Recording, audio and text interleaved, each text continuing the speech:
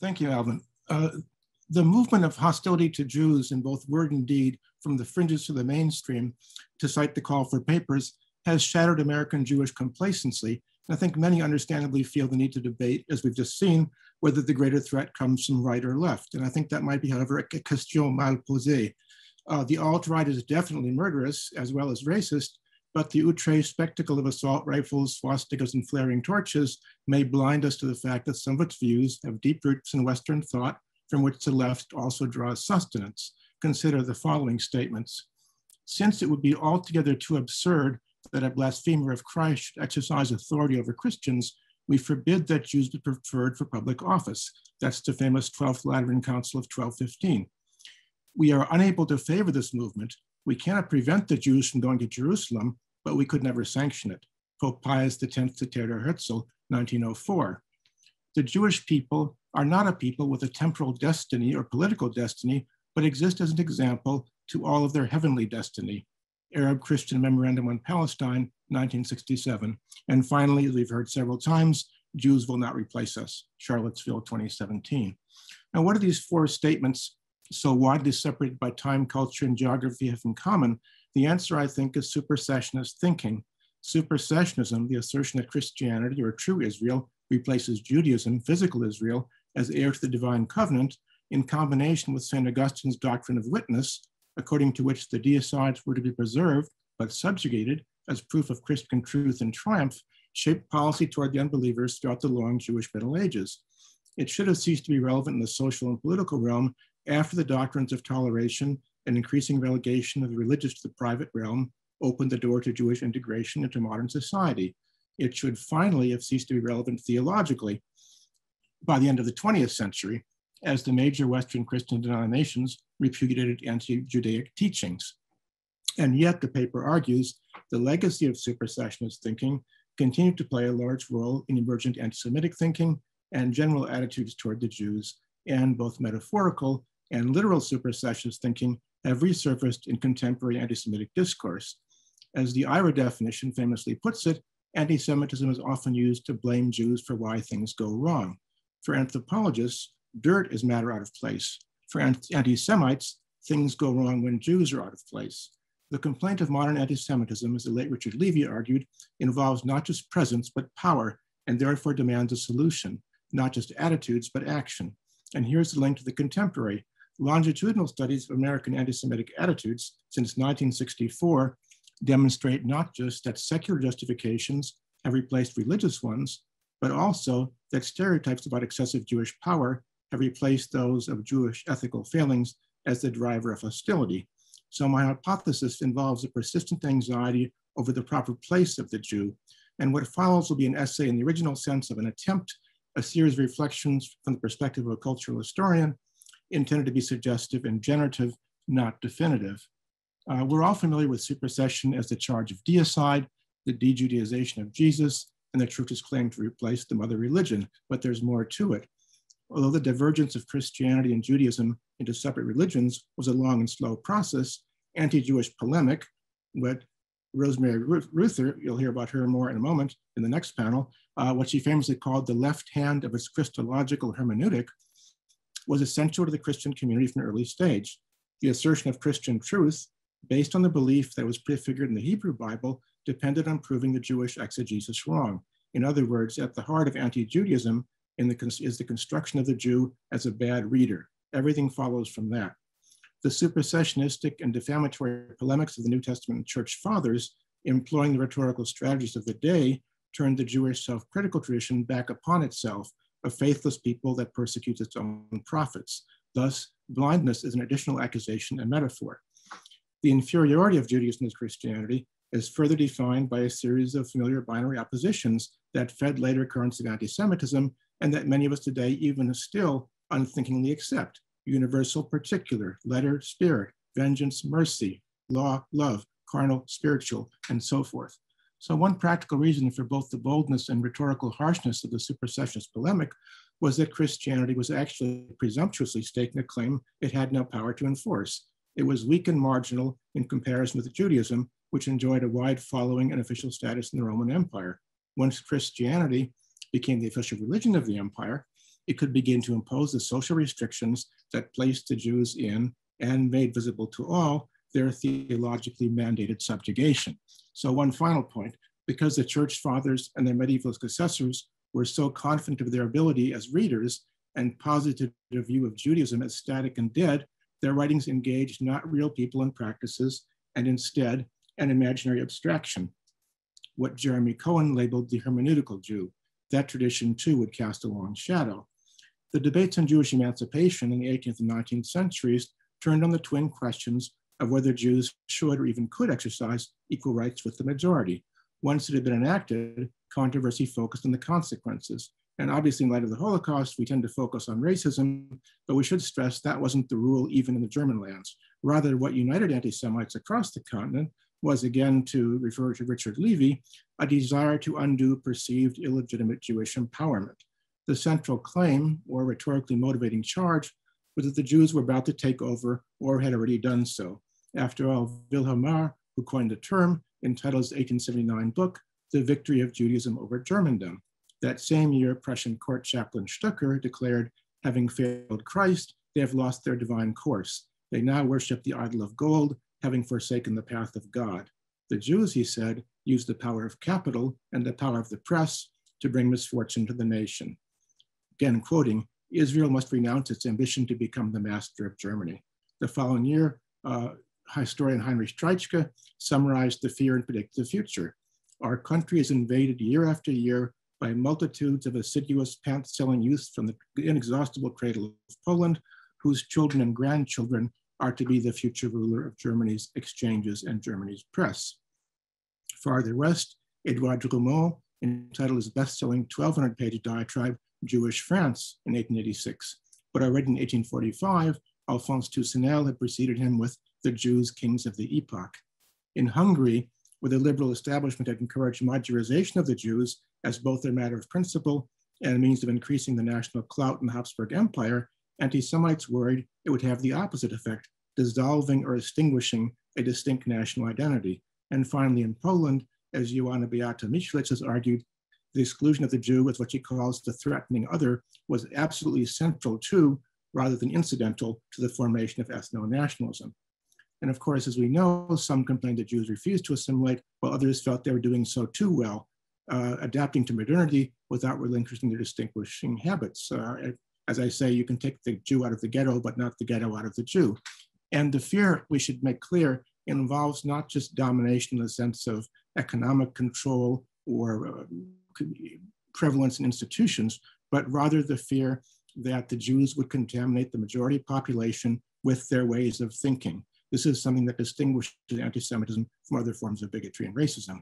Stucker, for example, spoke of the need of Germans to rid themselves of the foreign spirit, and Marr lamented, we lack the physical and intellectual strength to de-Judaize ourselves. And it's for this reason that historians of the Holocaust, such as Don Michman and Alon Confino, warn against focusing only on the physical genocide and instead urges to see the Holocaust as a comprehensive campaign to eradicate the poisonous Jewish spirit, what Confino calls a world without Jews. The modern white US supremacist movement is located in a fusion. It has its roots in the fusion of supersessionist and racist thought, but those roots are peculiar indeed. The British Israelites of the mid-19th century, who claimed that Northern Europeans were the lost tribes of Israel, a once crackpot but harmless movement turned sinister in the 20th century, now arguing that it represented the only true Israelites, while the purported Jews were variously racial mongrels or descendants of Khazar converts, either way usurpers of Zion. This was literal and double supersessionism that claimed to be both physical and spiritual Israel, and it became especially virulent in the North American incarnation. The resulting Christian identity movement, in the words of the ADL, influences virtually all white supremacist and extreme anti-government movements. And sadly, as Mark and Jeff have mentioned, and Amy alluded to as well, some of these beliefs are now moving toward the mainstream. So we're all familiar, as I said, with a chant from Charlottesville about Jews not replacing us. For the alt-right, then, modernity involves a violation of the presumed natural order of white supremacy. So why, when marching to protect monuments to slaveholding traitors, would neo-Nazis direct their venom against Jews rather than Blacks? Is it more than rhetorical shorthand or force of habit? African-American activist Eric Ward argues, and I quote, "Anti-Semitism forms the theoretical core of white nationalism," end quote, because it explains how those considered inferior, whether it's people of color, lesbians, gays, and so forth, are suddenly and otherwise inexplicably gaining rights and status. Jews are crucial, again, I quote, "the crucial demons stirring an otherwise changing and heterogeneous pot of lesser evils." Thus, the 2018 Pittsburgh shooter, about whom we just heard, blaming Hayas for Muslim immigration and so forth. The shooter at the Poway synagogue a few months later actually made the point more clearly because he left behind a manifesto. What does he say? It's a real hodgepodge whose ideas can't be assigned to any particular movement, but it draws on several established lines of thinking and brings together Christianity and conspiracy theory. So when he invokes the harshest anti-Judaic polemic from the New Testament, "His blood be on us and our children," "Your father is the devil," "Synagogue of Satan," all the usual big hits, it is in order to claim God's support for the shooting intended to oppose, quote, "destruction of his creation," end quote, meaning, of course, only one part of it. Again, I quote, "Every Jew is responsible for the meticulously planned genocide of the European race. They act as a unit, and every Jew plays his part to enslave the other races around him, whether consciously or subconsciously."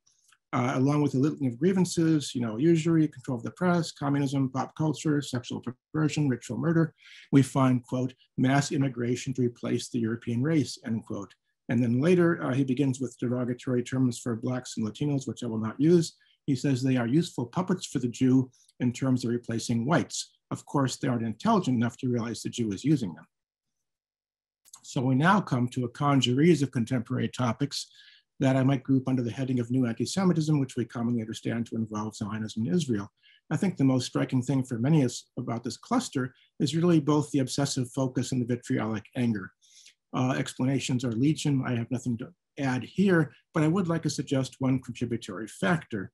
A crucial component of supersessionism is the concept of a witness, meaning not just the preservation of the Jews as living exemplars of unbelief, but also what the Protestant theologian Stephen R. Haynes calls the witness people myth, quoting, "the belief that whatever happens to the Jews for good or ill is an expression of God's providential justice," end quote.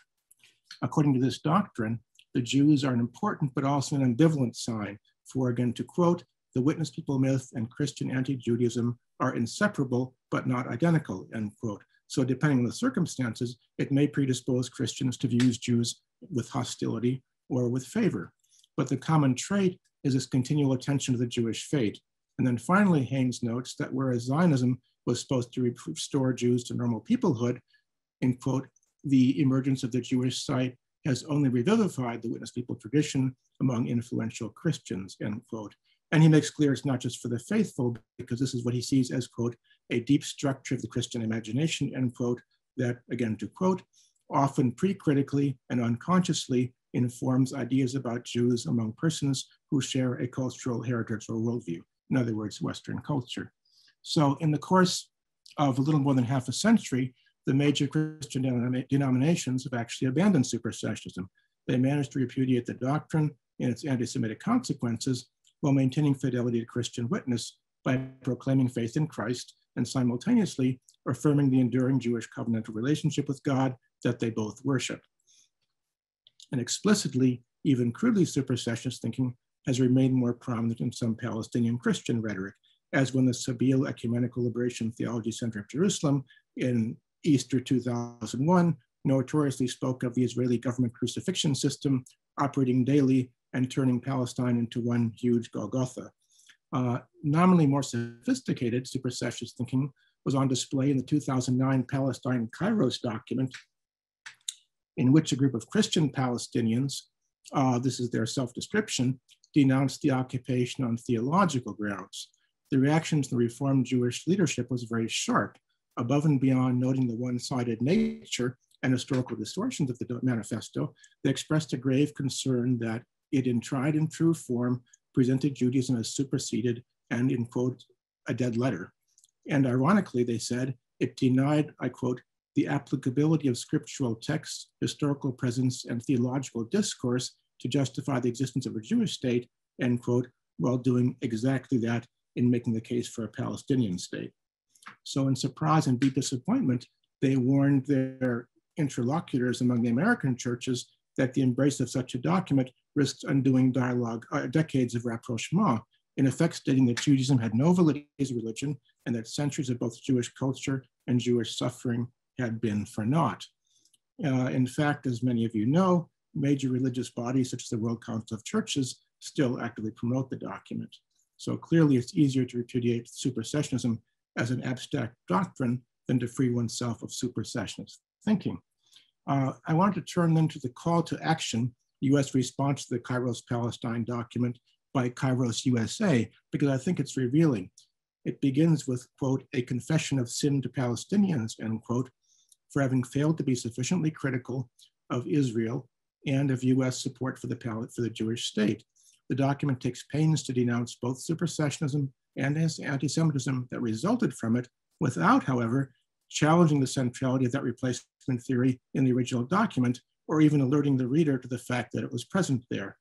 It suggests that much Christian support for Israel, to the extent it is not based on a misreading of scripture, and for them that's all reading of scripture, is a sort of overcompensation for a guilty past. And my talk in the 2016 conference, I called this new discourse of regret. We've sinned, but our only sin was caring too much. We felt guilty about being to the Jews, and we screwed the Palestinians. I mean, it's a very self-exculpatory apology. And so they go on to say, quote, vigilance against anti-Semitism today has come to trump working for justice in Palestine and Israel and serve to silence criticism. Responsible discourse about Israel's past and current violations of Palestinian rights and about Zionism itself is often denounced as hostility toward Israel and its Jewish citizens, or branded with anti-Semitism, end quote. Not surprisingly, the document also blames, and I quote again, a powerful lobby and an array of advocacy organizations committed to silencing or suppressing conversation and to blocking legitimate direct action to bring pressure on Israel, end quote. So we're, of course, on the very familiar ground of the so-called Livingstone formulation of David Hirsch, and conspiratorial fears of sinister Jewish power. The call to action affirms and describes in some detail what it calls the Palestinian reality on the ground presented in the original document, and endorses the call for boycott, divestment, and sanctions. It urges readers, quote, in our dialogue, unquote, with Jewish individuals and institutions to, quote, confront this pattern of avoiding, denying, or suppressing uncomfortable discussion of the urgent issue of justice and human rights in Israel and Palestine. By contrast, a very bland and brief affirmation of the right of Israelis to live on their land in peace only underscores the complete absence of Jewish views and voices, suggesting this dialogue would be a rather one-sided conversation. So the twin Kairos documents and the think that underlies them really undergird the much discussed anti-Israel and BDS attitudes in the churches. At the 2014 Presbyterian divestment debate, the vice moderator of the Middle East Committee tellingly declared, Jesus was not afraid to tell the Jews when they were wrong. So Jesus and the Jews, there you have it. The function of and recourse to the hermeneutical Jew could not be more clear. It's a mere abstraction, a tool in an argument, necessarily only as a foil to the truth. And some, as we've heard, want to claim that the media are irredeemably anti-Semitic. The appropriateness of that characterization, I think, is debatable, but the presence of a widespread animus toward Israel with strong historical echoes is hard to deny, especially in light of journalist Mati Friedman's revelations. Citing quantitatively as well as qualitatively disproportionate coverage, he characterizes, quote, the international media's Israel story, end quote, as one with, and again I quote, surprising little variation among mainstream outlets, and one which is, as the word story suggests, a narrative constructed as largely fiction, end quote. In that construct, again I quote, they portray the Jews of Israel as the party obviously in the wrong, end quote, for Israel, quote, symbolizes the sins of our new post-colonial, post-militaristic, post-ethnic dream world, end quote. And he summarizes what they're saying to their readers, whether they intended or not, is that Jews are the worst people on earth. Translated, he says, the press has become a morality play starring a familiar villain. So translated in the categories I've been using here, the notions of the Jews as a witness people results in a fixation. And Friedman couldn't state my point any better than I can myself. He says, they believe Israel to be the most important story on earth or very close, end quote. So just as the hermeneutical Jew for the church fathers functioned, I would say, for them and for subsequent Judeophobes, so the hermeneutical Jewish state is to the press. There's no need to get to know the other in reality or to probe more deeply, because the template provides the answer and only details will vary. And I'd like to turn at least briefly to the topic I talked about at the 2016 conference, which is the tendency to minimize, deny, or appropriate Jewish history with reference to global examples involving the Holocaust, archaeology, and ethnicity or genetics. And whereas classic supersessionism, of course, charged a Jew with being a bad reader, I would say the new supersessionism charges the Jew with being a bad reader of not scripture, but history, his own history. Thus, Jews are said to exaggerate or invent their historical presence in the land of Israel. Thus, Jews, it is said, have no right to live in Israel because they're Europeans, not just by virtue of centuries of residence, but even by ancestry. The last 2 decades have witnessed a rather disturbing revival of the long dominant Khazar myth. But I'd like to focus for a moment on the Holocaust. The most egregious charge, as I think most of you know, is that Jews in the form of Israel have failed to learn the lessons of the Holocaust. In its worst incarnation, of course, this becomes a charge that they are or are becoming Nazis. And these lines of reasoning echo the old supersessionism in 2 ways. One, by posting a moral equivalence based on a gross historical distortion, Holocaust comparisons and version not just deprive Jews of their history and devalue their suffering, but also function in a manner analogous to the New Testament polemic, which turns the Jewish self-critical tradition back upon itself. Palestinians thus replace Israelis as legitimate heirs to the land, morally and historically. And if the sin of the ancient Israelites was deicide, that of modern Israel becomes genocide, in each case rendering Jews objects of moral opprobrium, unworthy of sympathy or sovereignty. So relativizing the Holocaust or its Jewish character, even when not pursued with such malicious intent, is instrumentally convenient, I'd argue, because it's awkward for the most heinous crime in history to be tied to a people, a nation, increasingly seen as part of a matrix of privilege and oppression. This brings us to the present. Karin Sturgner, who spoke at a past conference in 2016, has argued, rather than thinking dynamically and productively of anti-Semitism and racism as what she calls related ideologies, the current intersectional theory subsumes the former under the latter, flattening out its distinctive features, including the focus on conspiracies and sinister power, which we've been addressing here, and moreover suggesting that anti-Semitism is a thing of the past, precisely in the era when it's assuming a new form of Judeophobia closely tied to Zionism, the state of Israel. So one corollary, as Wald Berkowitz points out yesterday and in his recent writings, is thus a presumed temporal succession, as he calls it, in which Islamophobia replaces anti-Semitism as the highest form of bigotry, another form of supersession, if you will. And would one be too bold if, looking at the whole critical race theory debate, we saw here an analog of the early Christian supersessionist enterprise in which an Oedipal rebel rhetorically proclaims hegemony before actually attaining power. I'll leave that out there as a philosophical speculation.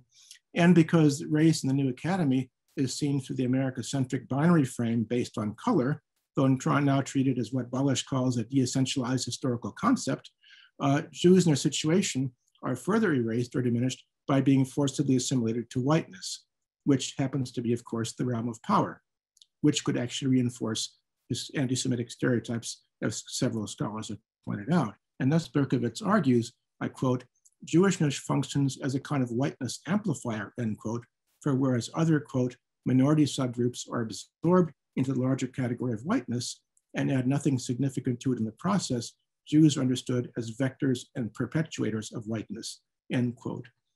And I don't think we need to call the new theory anti-Semitic in order to note that it follows the tradition of imposing identity on the Jew. Starting with the concept of a hermeneutical Jew, unsurprisingly, produces an equally hermeneutical concept of anti-Semitism. And so Sturgner concludes, intersectionality cannot be an emancipatory theory while excluding anti-Semitism. We end with a paradox. On the one hand, opinion polling shows that Jews are the most favorably viewed religious group in America. On the other hand, as Amy just said, Jews are also the most frequent religious target of hate crimes. On the one hand, the most recent poll results, which Amy again referred to, published last spring, show that anti-Semitic views are much more prevalent on the right than on the left, and among the young, oddly enough. On the other hand, we've just seen virulent anti-Semitism from the latter, even on the part of nominally respectable figures on display during the fighting in Gaza and Israel. So the racism of the alt-right is much more lethal and readily discernible and more widely condemned, whereas many do not acknowledge the more subtle blend of bigotry on the left, which can perhaps more easily enter the mainstream, where its presence is recognized only after the accumulation has reached toxic levels. Which one will pose the greater danger in the long run remains to be seen, and it's not necessarily an either or. So to summarize, in the foregoing, I've really tried to be just suggestive to propose one framework for the examination of a wide range of phenomena. And I certainly have not tried to attribute all anti-Semitism directly to Christianity, much less claim that anti-Semites today consciously think in terms of the Christian tradition. Rather, what I've tried to argue is that, number one, in both Christian anti-Judaism and modern anti-Semitism, the fundamental anxieties over hierarchy and proper placement of the Jew were determining principles, which left such deep traces that, number two, they constitute part of what Shulamit Volkov, in the context of classical anti-Semitism, calls a cultural code, and in the context of today's new anti-Semitism, an ideational package, or what Bernard Harrison refers to as a climate of opinion, which, however, he notes, does not necessarily constitute a conscious turn toward anti-Semitism. Either way, it's hard to escape the conclusion that there's some kind of a deep cultural discomfort with the idea of Jewish power, however defined, real or imagined, used wisely or otherwise. And I think the notions of the hermeneutical Jew and the witness people, which arose from supersessionist thought, may also help to explain why anti-Semites and philo-Semites and many in between take such a deep interest in the fate of the Jews, yet remain largely ignorant of actual Jews. Of concern in the long term is therefore the erasure or marginalization of Jews and anti-Semitism in the ascendant body of progressive theory, purporting at last to create an anti-racist American society. The struggle for legal emancipation lies in the distant past, but the cultural work of emancipation may need to be renewed. And to close, Gottwald Ephraim Lessing's 1749 comedy, The Jews, was among the earliest literary works to present a Jew as a positive figure. The embodiment of Enlightenment humanity, the protagonist remains incognito throughout most of the play and reveals himself only at the end. Thereupon, his unenlightened servant, discovering that his master is a Jew, declares with indignation, "You should have served me." So contemplating the phenomena that prompted the convening of this conference, one is tempted to conclude that perhaps we too are not so enlightened after all. Thank you.